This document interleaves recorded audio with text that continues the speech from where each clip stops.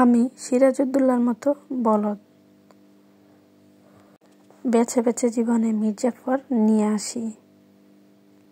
Hello viewers, আসসালামু আলাইকুম। কেমন আছেন সবাই? আশা করি অনেক অনেক ভালো আছেন।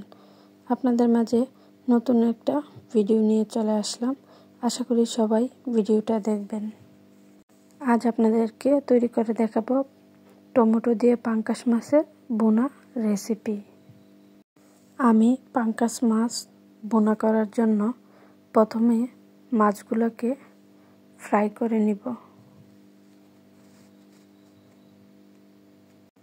আমি মাছগুলোকে ম্যারিনেট করার জন্য দিয়ে দিয়েছি লবণ পরিমাণ মতো আর হলুদের গুঁড়া দিয়ে মাখিয়ে নিয়েছি।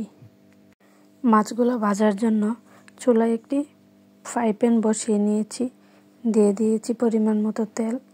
এখন দিয়ে দেব এক এক করে মাছগুলা।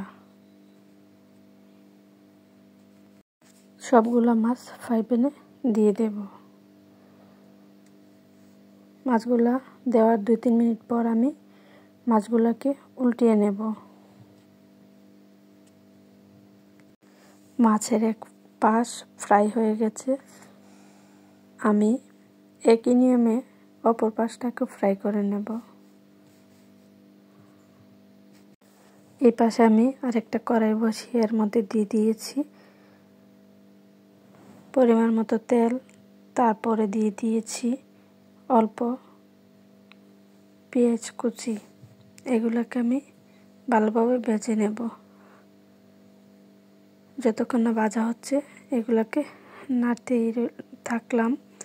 আর এই পাশে আমি দিয়ে দিলাম টমেটোগুলা, পেঁয়াজের সাথেই ভাজা হয়ে যাবে। এরকমভাবে ভাজলে আমার অনেক ভালো লাগে এবং আমি মজা করে খেতেও পারি।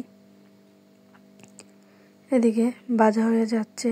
এখন আমি অল্প পেঁয়াজ আর টমেটোগুলো যখন ভাজা হয়ে যাচ্ছে এর মধ্যে আমি এক এক করে সব মশলা দিয়ে দিয়েছি। এই ভিডিওটা স্কিপ করা হয়েছে। দেখেন ভাজির কালারটা কত সুন্দর আসছে। এখন আমি এক এক করে মাছের পিসগুলো দিয়ে দেব। এভাবে রান্না করলে পেট ভরে ভাত খাওয়া যায়। আর পাঙ্গাস মাছটা সবার পছন্দের। ছোট বড় কোন কাটা নেই তো, তাই সবাই এই মাছটাকে অনেক লাইক করে। এদের মধ্যে আমি অল্প পরিমাণ ঝোল দিয়ে দিয়েছি। আমার ভাজিটা কমপ্লিট হয়ে গেল। এখন ধনিয়া পাতা দিয়ে নামিয়ে নেব।